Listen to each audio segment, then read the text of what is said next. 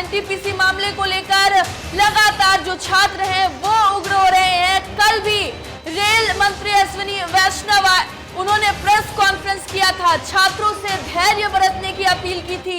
उन्होंने कहा कि कमेटी का गठन किया गया है, उनकी बातों को सुना जाएगा।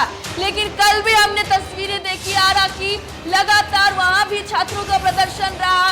अगर नालंदा की बात कर ले, पटना की बात कर ले, कई छात्रों पर एफआईआर भी दर्ज किया गया है। कई छात्रों को जेल में भी अभी कई छात्र हैं और इसी को लेकर के छात्र लगातार प्रदर्शन कर रहे हैं।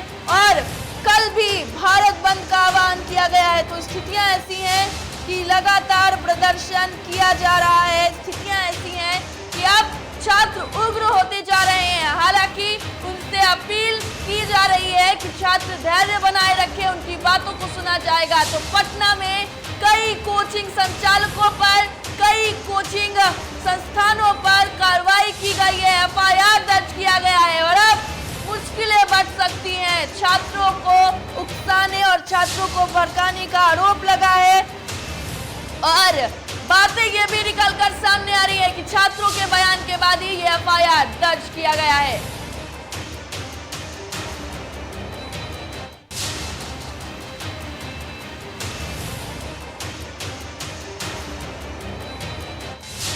तो थाना अध्यक्ष, पत्रकार नगर के थाना अध्यक्ष ने खुद ये एफआईआर दर्ज किया है और छात्रों के बयान के बाद ही कोचिंग संचालकों पर एफआईआर दर्ज किया गया है। तो अब लगातार ये मामला तुल पकड़ता जा रहा है। पटना में भी जब छात्रों ने भव्य प्रदर्शन किया, जब छात्रों ने उग्र प्रदर्शन किया, तो पुलिस की तरफ से भी आंसू गैस छोड़े गए, लाठीचार्ज किया गया, छात्रों ने भी पथराव किया। तो कुल मिलाकर स्थितियों की बात करें तो अब ये प्रदर्शन उग्र हो गया है। राजस्व को भी नुकसान छात्र लगातार पहुंचा रहे हैं, ट्रेनों को जला दिया जा रहा है और इसकी वजह से आम लोगों को, यात्रियों को परेशानी उठानी पड़ रही है। ऐसे में छात्रों से ये अपील की जा रही है कि वो उग्र ना हो, धैर्य बनाए रखे, अपनी बातों को जरूर रखे लेकिन शांति के साथ।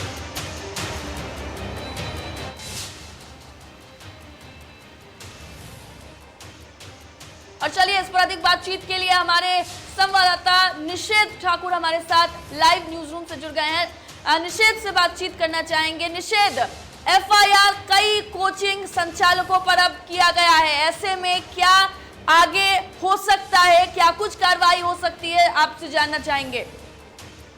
बिल्कुल, देखिए जो एनटीपीसी का मामला था वो काफी दूर पकड़ता हुआ जा रहा है और उसको लेकर के जो छात्र हैं वो काफी आक्रोशित है। लगातार अलग अलग जगहों से तस्वीरें विकराल देखने को मिल रही है। कई जगहों पर ट्रेनों में आग लगा दी जा रही है, कई जगहों पर प्लेटफॉर्म को पूरी तरीके से बंद कर दिया गया है और साफ तौर पे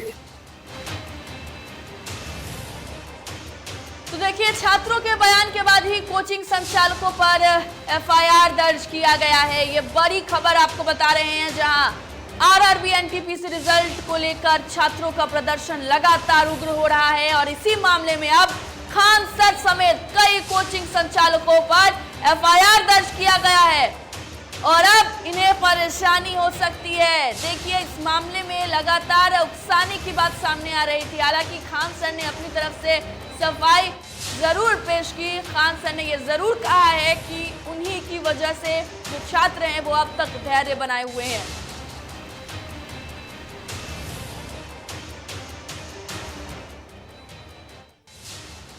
चलिए एक बार फिर निषेध का रुख करेंगे। निषेध, जो स्थितियां बनी हुई है ऐसे में अब कोचिंग संचालकों की परेशानी बढ़ सकती है।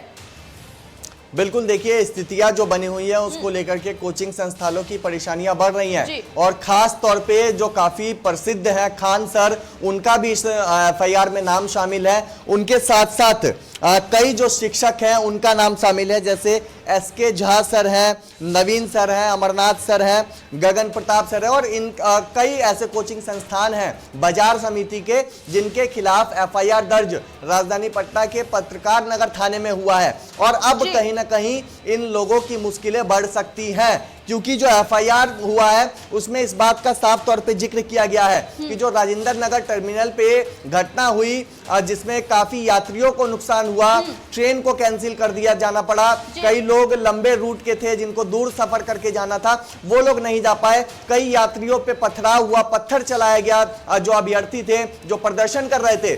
तो उसी को देखते हुए एफआईआर दर्ज किया गया है पत्रकार नगर थाना में और एफआईआर में इस बात का जिक्र किया गया है कि छात्रों को उकसाया गया है। जो छात्र हिरासत में लिए गए हैं उन छात्रों ने ही बयान दिया है पुलिस के सामने और इस बात को कहा है कि खान सर के कहने पर हम लोग और जो शिक्षकों के नाम हैं उन सभी शिक्षकों के कहने पे हम लोग वहां पे गए थे प्रदर्शन करने के लिए और इसी को लेकर के एफआईआर दर्ज हुआ है और कहीं ना कहीं अब मुश्किलें बढ़ती हुई नजर आ रही हैं क्योंकि लगातार कई लोगों को इसमें नुकसान हुआ है, रेलवे की प्रॉपर्टी को नुकसान हुआ है, कई ट्रेनों में आग लगा दिया गया है, आरा में ट्रेनों में आग लगाया, गया में ट्रेन में आग लगा दी गई। तो इस तरीके का जो माहौल क्रिएट हुआ एक तरीके से तो उनको देखते हुए प्रशासन ने अब उन सभी को चुना है, वीडियो की वजह से उन सभी की जांच की गई है, खंगाला गया है वीडियो फुटेज और कई अज्ञात लोगों पे भी एफआईआर दर्ज हुआ है, कई छात्रों पे भी एफआईआर दर्ज हुआ है। कि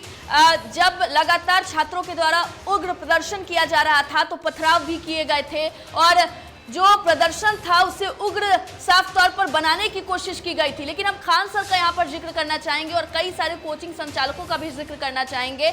जब छात्रों से बात किया गया है तो साफ तौर पर उनका ये कहना था कि अगर बात करें तो पुलिस प्रशासन ने छात्रों की बातों को सुनकर ही एफआईआर दर्ज किया है, लेकिन खान सर ने एक बयान में ये कहा था कि अभी तक उन्हीं की वजह से स्थितियां काबू में है।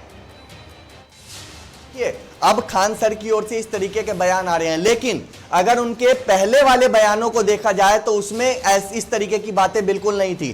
पहले के बयानों में इस बात को लगातार कहा जा रहा था, हालांकि अब भी इस बात को कहा जा रहा है कि रेलवे ने ठीक नहीं किया है, रेलवे की वजह से तोड़फोड़ हुआ है।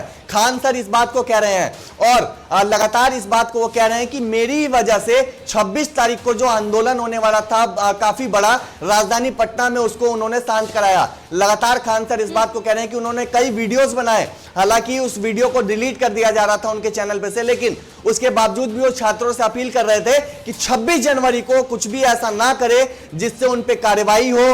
26 जनवरी के दिन राजधानी में खास तौर पे कुछ ऐसा ना करे जिससे उन लोगों का भविष्य खराब हो। लेकिन ये सवाल है कि खान सर के जो बयान पहले आए थे, जिस बयान में वो लगातार इस बात को कह रहे थे, जिन बयानों की वजह से एफआईआर में जिस बात का जिक्र किया गया है कि खान सर के बोलने पे छात्र आक्रोशित हो रहे हैं, तो वाकई में उन बयानों को भी जरा देखना चाहिए कि आखिर उस समय किस तरीके के बयानबाजी दे रहे थे कि छात्र आक्रोशित हुए हैं इतने ज्यादा और अब कहीं ना कहीं एक तरीके से कहे तो सफाई दी जा रही है। लेकिन अब देखना है कि जब एफआईआर इन सभी शिक्षकों पे दर्ज हुआ है तो आगे क्या कार्रवाई होती है, क्या सजा इन लोगों को मिलती है। एक छोटा सा सवाल है निषेध आपसे, जो छात्र हैं वो लगातार उग्र हो रहे हैं, प्रदर्शन कर रहे हैं। देखिए कल भी अश्विनी वैष्णव ने छात्रों से ये अपील की कि वो धैर्य बनाए रखें, स्थितियों को मॉनिटर किया जा रहा है, कमेटी का गठन किया गया और उनके बातों को सुना जाएगा, उनसे भी सुझाव मांगे गए हैं। ऐसे में अगर पूरी स्थितियों की बात करें निषेध, तो देखिए छात्रों का आंदोलन पिछले बार भी और कई बार होता रहा है, ऐसे में क्या इस बार छात्रों के इस मसले को सॉल्व कर लिया जाएगा, ये भी एक बड़ा सवाल उठ रहा है।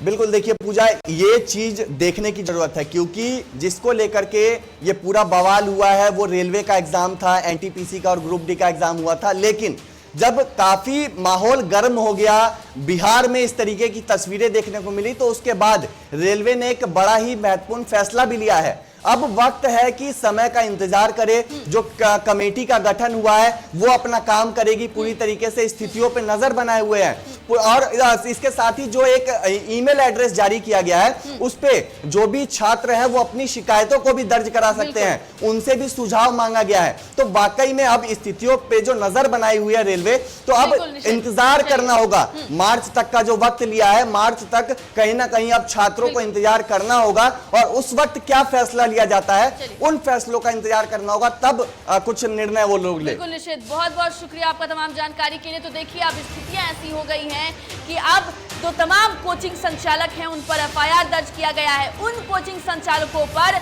जिसके बाद जो छात्र हैं उनसे बयान लिया गया, उनसे बातचीत की गई और उसी के आधार पर खान सर और कुछ कोचिंग संचालकों पर एफआईआर दर्ज कर दिया गया है।